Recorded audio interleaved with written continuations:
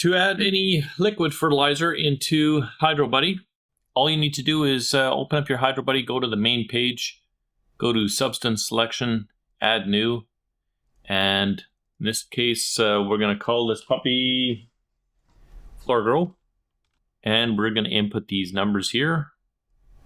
So that's 1.75 nitrate, and we have a 0.25 ammoniacal that goes in the NH4.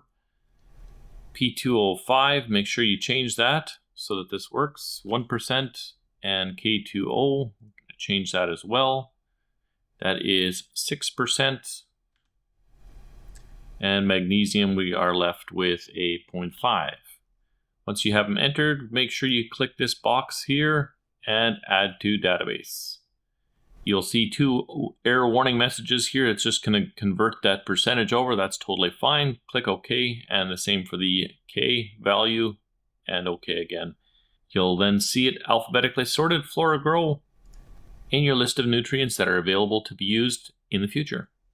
If you like videos like this that are helping you out with Hydrobuddy, check out the video on the side for you next, and or the playlist, and hopefully we can get that Hydrobuddy working for you as well as it works for me.